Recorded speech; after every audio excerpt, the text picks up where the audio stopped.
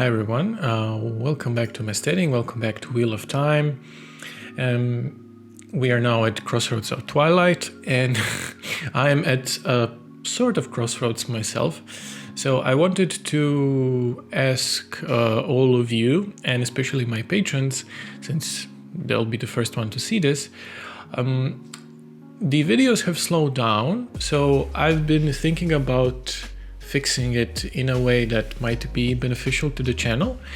In the future, I will try to make a whole analysis of the entire book, essentially do a let's read, but it won't be chapters 1 to 10, 20 to 30, but it will be just let's read this book, analyze it, make predictions, and make some sort of a consensus. And the questions and predictions will pertain to the future of the books I still have to read.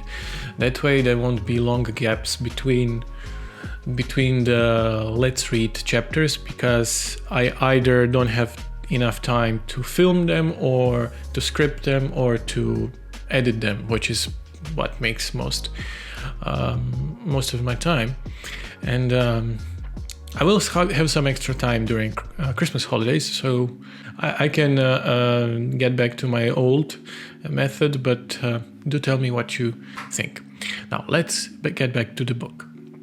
Where are we? Well, we have Logain, who decides that he needs to do something about that old weasel Mazarin Tame. So he gathers and rallies his men and Aes Sedai to the Sun Palace and to have an audience with Rand. And there he meets Rand, and first thing that Rand says is that bonding thing, that thing where you bonded Aes Sedai, you must stop, man, that's not cool. What the hell? It's actually kind of funny to me because, I mean, the genie's out of the bottle, it's done.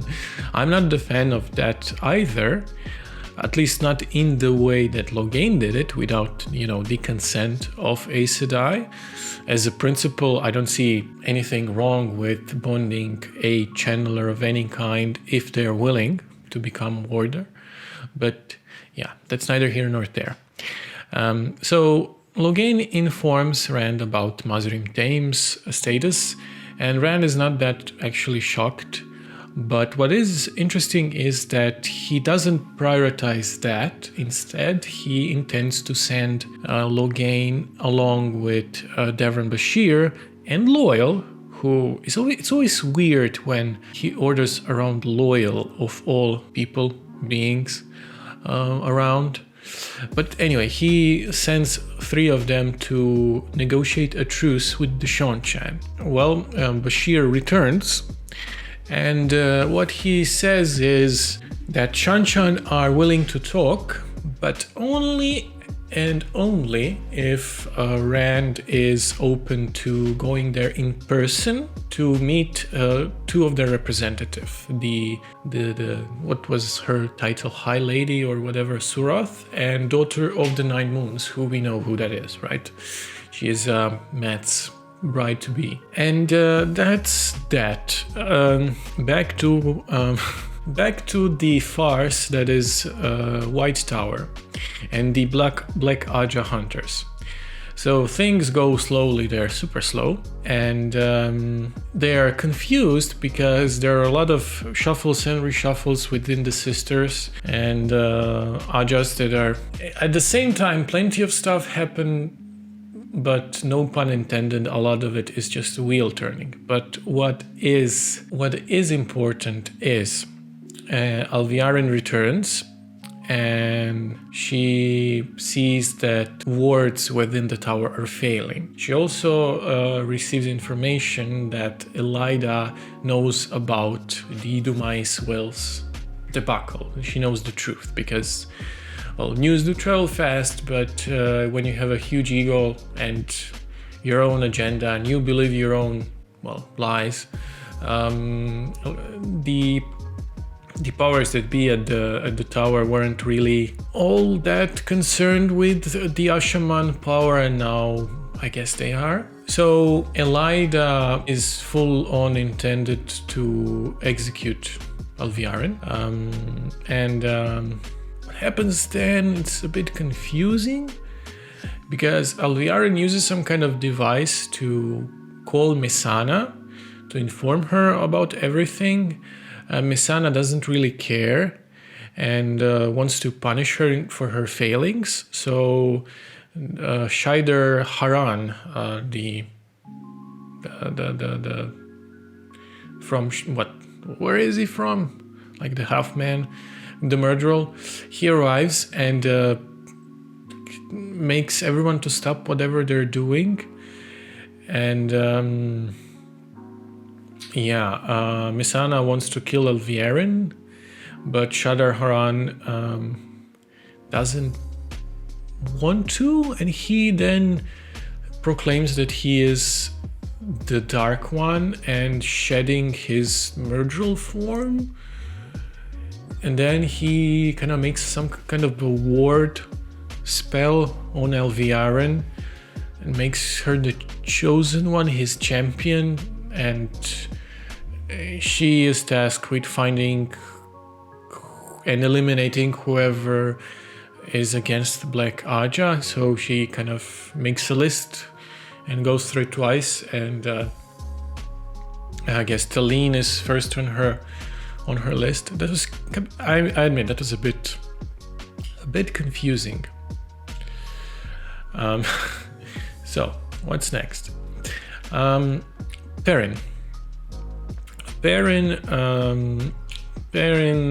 I think I already discussed this in the last video, but Perrin learns that there have been a meeting with Massima, or rather that the Children of Light met with Massima. So that's that. Berlane stops predating on Perrin, but we know that as well. What's significant is, and what follows is, I think, the best moment in the book for me, at least. I'm not sure if I would say that this was all worth it, because I do have a lot of problems with the book overall, but so let's set up a scene. Perrin discovers the camp of Shaido, right? And the Shaido in the camp are too numerous, they're too great in numbers, so they cannot attack. So Massima, who is, well, agreed to help Rand, suggests that they should go and find their supplies in a nearby town, and there they discover a bunch of Darkhounds. And I think I talked about this in the previous video, but that's not the point. So when they follow the trail of Darkhounds and all that,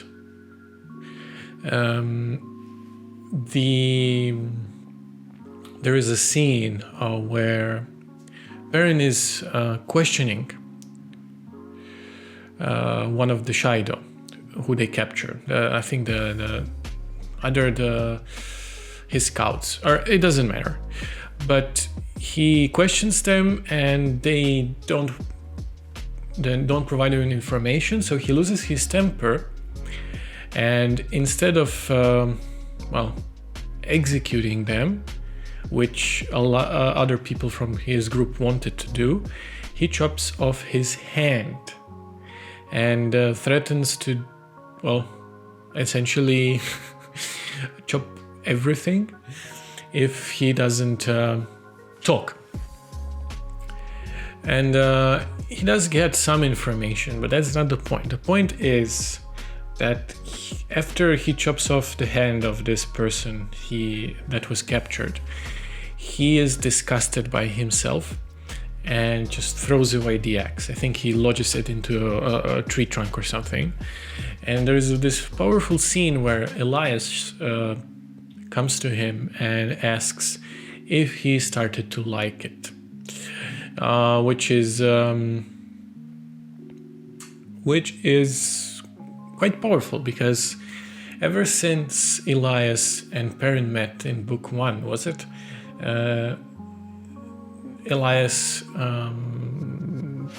talked to Perrin about, this here, it's a weapon, is a tool, but once it stops being a tool and becomes a form of enjoyment, of empowerment, of anything of the sort, you've crossed the line, and only you can tell and know where that line is. And he crosses that line and he abandons the weapon, which I think is quite a big moment of growth for Perrin, and I enjoyed it. It's definitely one of the highlights, the biggest highlight of this book. So what's then? The information they get is not very, very useful, but whatever. I mean, Perrin lives the X, and that's that. What we have is we switch back to the Shonshan camp. I covered how Fail failed to escape, so instead she begins to flirt with one of the Shido, with hopes to kind of use him to escape, which I'm not sure how will that turn out. And there's that.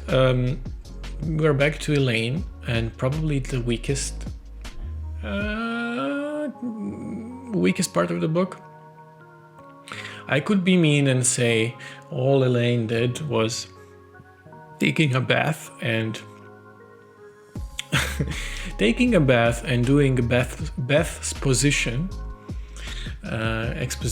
expositing while taking a bath. There are literally 2 or 3 chapters where she doesn't leave a bath. It was infuriating.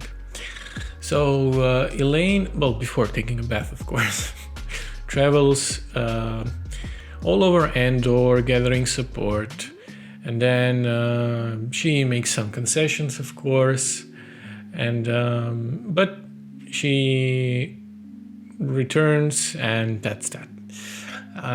Nothing all that interesting, really. What is interesting is Matt and Tuon. Well, it's not interesting, but they have their flirting game. So he gives her presents that she doesn't take, and that's sort of a marriage ceremony of sorts, so it's half official now. I don't know. And they're back to Lucas' traveling circus, and Tuon starts to like Oliver, and they're a happy family of 3, I guess. Whatever. Well, Egwene is going through a siege. So some of the sisters have fled, defected to her side, or trying to. So Egwene takes them in, but on the condition they stood by her, back her intention on Elida's resignation and exile. So Elida, also on her side, is trying to make a policy that Blue Aja are illegal and disbanded, and the rebels aren't technically Aja and therefore not Aes Sedai, which is a galaxy brain take if I ever saw one. And something very stupid happens where sitters were sent to check where the taint was cleansed.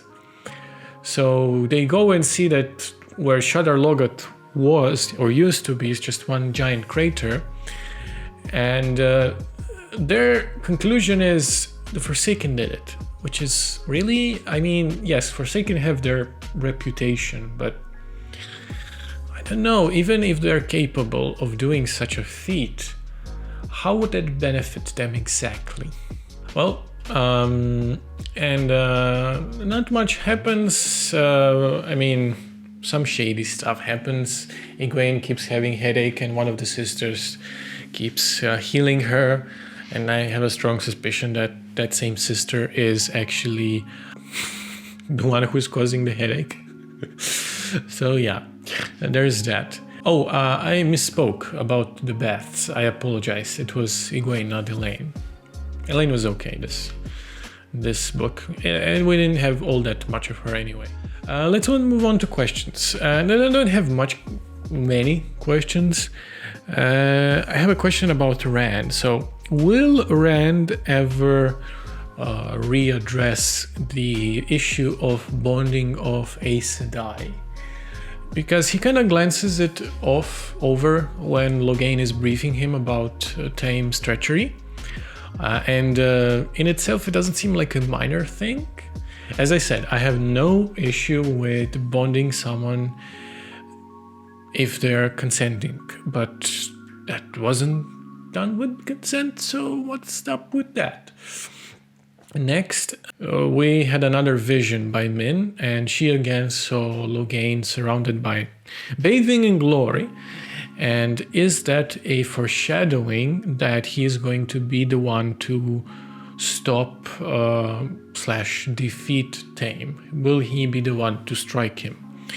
That might be interesting. Like, he is Rand's champion and he will prove his worth and blah-de-da. Is there anything that I want to know? Not really, since this was the book that was kind of parallel chronologically to the previous one, so it was mostly about characters learning about things that already happened, and we, the readers, know that, but the characters don't necessarily know, so not a lot of things to question. So let's move on to things that I didn't like. I didn't like Egwene's bath position. Actually, I didn't like her character as a whole in this book because it was quite stagnant. But to be fair, I do have a theory why is that so. I think it's a side effect of the book being very meticulous and slower paced. And since there's a lot of focus on minute details and court intrigue and all that, it kind of amplifies the effect of Egwene just sitting in a bathtub or lying in a bathtub and having conversations with other people. So yeah, not the most exciting part of the book. What I didn't like, well, Matt had this moment where he had to order some of his men to shoot a woman, and then he swears that he will not kill another woman ever. And I just don't want for Matt to have a same blind side as Rand. I mean, naturally, they have a very similar, or I should say the same upbringing, both of them. So I would see how he might have the same stances on that matter. But I think with Rand it's a bit more justified because he also has memories and consciousness of Louis Theron killing his wife and the trauma from that. And it's a party in his head 24/7. I don't think there's such a party in Matt's head. I mean, there is a party because he has all these memories of previous lives, but I don't think it's as significant or strong as Rand. But I digress. And lastly, I didn't like Fail at all. And I'm again more convinced that she could be a decent and compelling character when, no pun intended, she is divorced from Perrin. I think both of them could grow and blossom as characters separately, and I think we saw that with Perrin's refusal to continue on his path to give up his weapon and which was a great moment. So what did I like? I liked the parents' moment of leaving the ex. I think this is the best part. Absolutely, it was all worth it for that. And the second thing that I enjoyed was I actually like that Jordan never pretended that Tame is anything other than a viper just waiting to strike. Because we as an audience, we have received a lot of clues since he joined. And the payoff was not in finding out the obvious, it was rather in observing the reactions of characters who were not aware that he is who he is. And in that sort of line of thinking, it was interesting to read about. And I don't have much predictions because I'll make a separate book review after this. But following that, I'll try to revamp and reshuffle, as I mentioned at the beginning of this video. But I want to say sincere thanks to Ethan and Katie for their Patreon support. They do help a lot, but you don't have to support me on Patreon if you don't want. Do like and subscribe, please. It helps the channel grow. And do give me suggestions and comments in the comment section if you're so inclined. So thank you for watching, and see you next time. Bye-bye.